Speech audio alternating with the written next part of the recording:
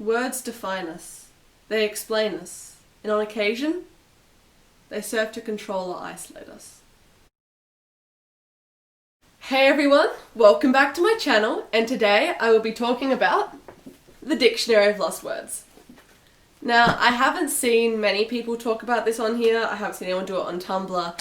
I've only seen a few reviews on Goodreads, and I'm pretty sure it's because she's an Australian author and it probably hasn't got big in America where, you know, all these booktubers are. But this book was incredible. It made me sob like a baby. I've recommended it to everyone I know, so I needed to talk about it here. I will be using spoilers in this video. I will try to avoid it, but I know it's almost inevitable, so I'm gonna have them in here. I'll put in the description the times to skip for when I'll be using spoilers.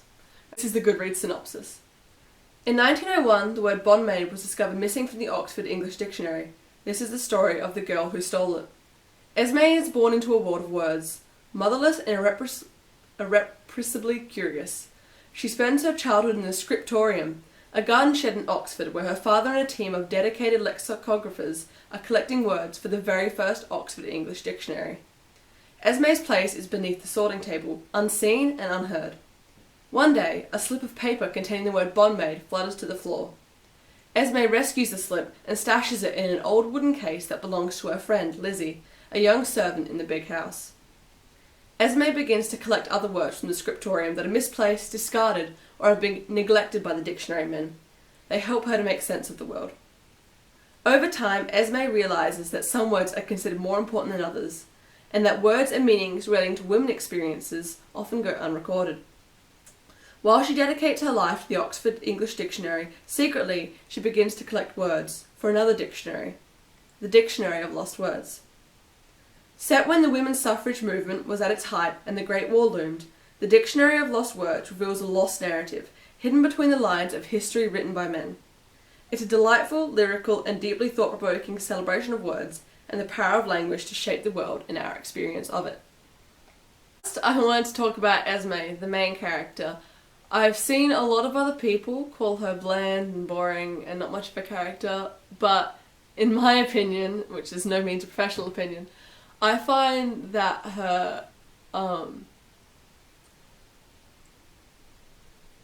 I find the subtle nature of her character really adds to the plot, because I know sometimes when authors put a bland character in and you place yourself in that character, it does not work at all.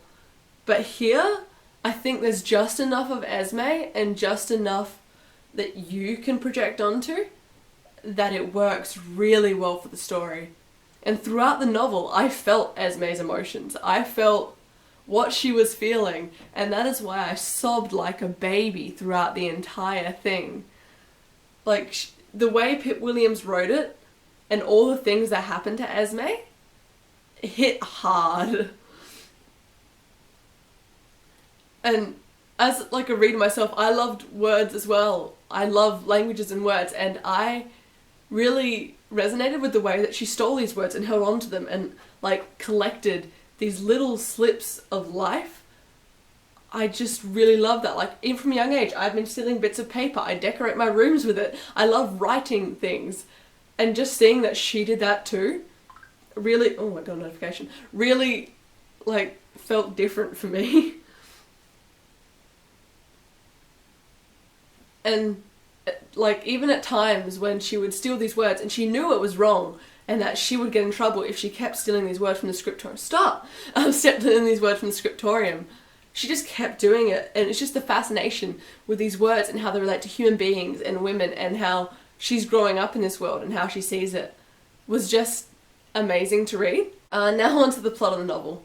Personally, I did love the progression of time, watching Esme grow from like a young scared girl who sticks her hand in fire, that is at the start of the novel, so that is not spoilers, to like a young feminist, which also isn't spoilers, it's on the back of the novel, it's a feminist story, to a young feminist who knows her place in the world, though I did not like having to do math to find out how old she was every new year, but that's just me being incapable.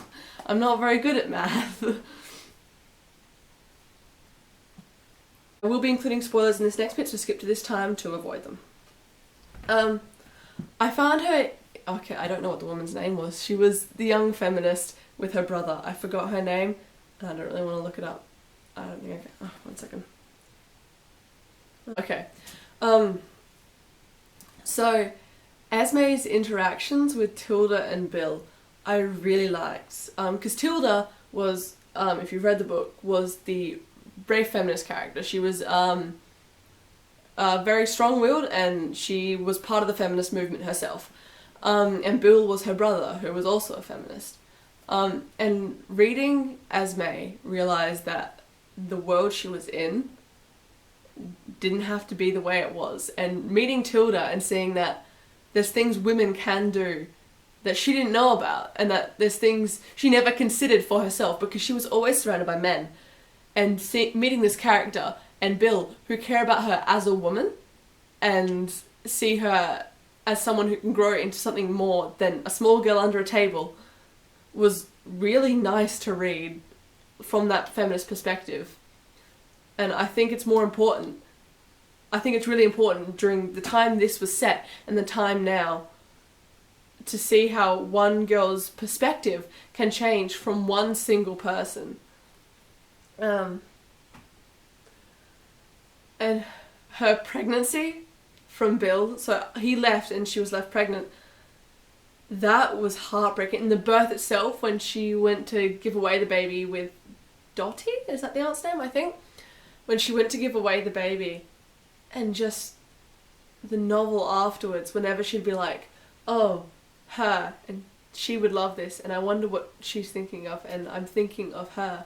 Like, I'm tearing up now thinking of it. It was just so heartbreaking and beautiful to read that she cared for this child so much. Like, I am fully pro-choice, but reading about her with the child she never had was something else.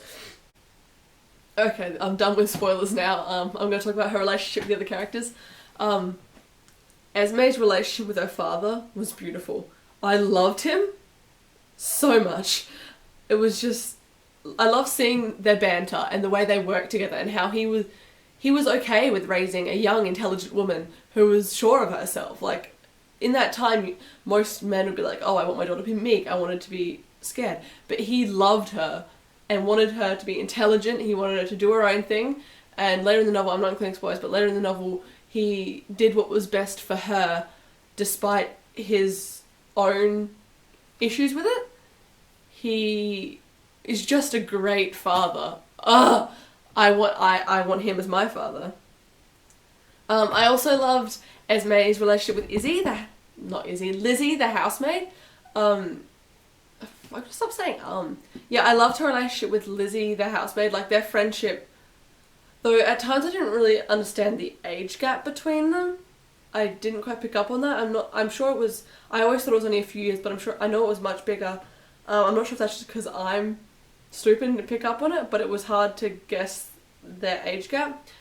But Lizzie being the wise one, the scared one, because of her job, it made sense. And sometimes Esme would disrupt that and disrupt what was her job, and you just felt so scared for Lizzie at times and a bit annoyed at Esme for doing these things. Because Esme isn't a perfect character, and she does a few things that make me angry.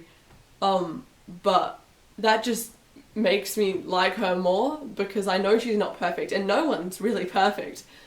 And then seeing her interact with Lizzie and their friendship, and the way Lizzie helps her, like, no matter what, is just really good to see. I love female friendships. We need more of them in literature. Like, good female friendships. Like, I've been reading books from, like, 2010, and it's literally just a lot of slut-shaming. Okay, Gareth. Gareth was her husband's name. Oh, what a man! Okay. He was just so kind, and, like, at this point in the novel, she was in her 30s about, I think. Like, she was much older. And just the way they got closer, and he made the dictionary of women's words for her after she's collected it, and learnt about the child, and loved her anyway. It was beautiful. And when he died, I bawled like a baby. I knew it was coming. It was like, because he went off to war.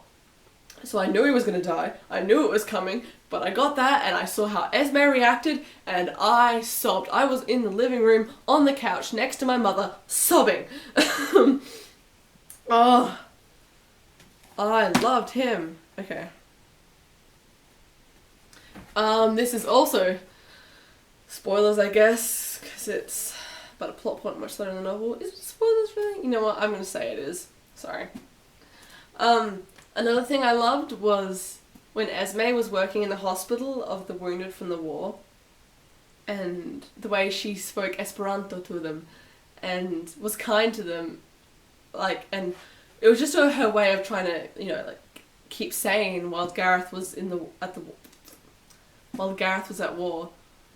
But I just love the connection she had with them, and the one man that was mute, I think he was selective mutism or something because of the war, because of his trauma, and she just spoke Esperanto to them, and he responded to the Esperanto words, and the way when that other dick of a patient said one of his trigger words, and he started screaming, and Esme calmed him down. She was speaking to him in Esperanto, and he was responding, and he was calming, and all the nurses were shocked, and I was like, that's amazing. I love the use of language and linguistics to get through to someone, and it worked, and they're not clear from the trauma, that's not how it works, but it helped in some way. It helped them speak a bit more, it helped them live a bit better than without it.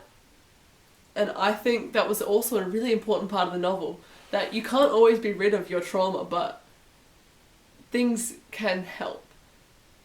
And it's always going to be there, but being kind doesn't hurt. Okay, I've finished the spoilers. I'm just going to talk about a few cons. I didn't find many cons, but I am not an objective reader. I am not bright enough for that. I have enough opinions, but I will say some things I didn't enjoy with it. Some of the pacing at the start was a bit slow. It took me a little bit to get into. By the end, I was zooming through it, but at the start, it was a bit slower. It took me a minute to understand what was happening, and yeah.